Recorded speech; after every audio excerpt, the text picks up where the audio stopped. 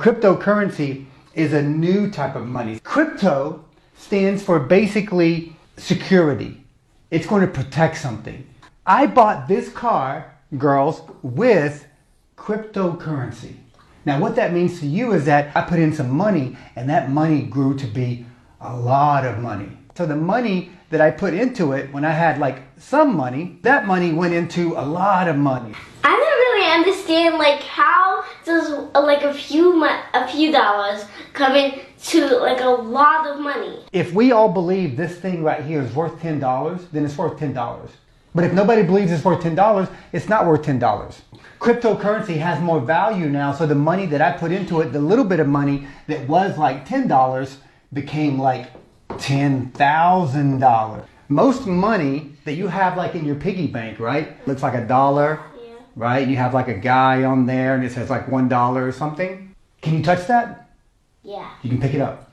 That means it's physical. There's no banks involved or other type of institutions. With cryptocurrency, we can send it back and forth between each other without a bank or anything else. So anything that has C-R-Y, crypto, that means it's safe. Exactly. We bartered, then we had gold, then we had coins and money. The next type of money is cryptocurrency. The evolution, how things change. Change. Cryptocurrency is just a safe type of money. I made a lot of money in it because years ago, before people believed in it, I said, oh, I'm gonna put some money in cryptocurrency. I think this is gonna be good. I think this is gonna be worth something. And now, because more people believe in it, it has more value, and therefore my money is worth more. You can't just say, this is gonna be a thing, when people don't even gonna do it, because if it's not a thing, people don't believe Well, the main thing that anything you get people to believe in has value. If I want to give you some cryptocurrency, some Bitcoin or Ethereum or any type of cryptocurrency, I don't use a bank because it's not a physical place where I can go to, right? Your credit card. On your phone, essentially. So if I give you my phone and I go to my app, I can see all the money that I have in cryptocurrency, but I can't go to a bank and see that. I can only see it on my phone or the computer. You know why? Because it's what?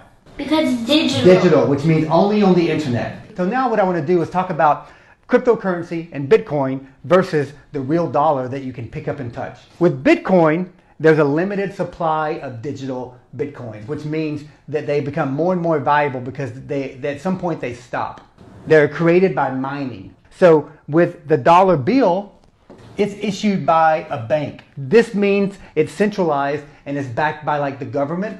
Bitcoin and cryptocurrency is decentralized. What that means is that it's not regulated by banks or the government or people. It's people to people. Do like the people solve the problems to get in? No, that's a really good question. So what happens is that you want to send something to this person.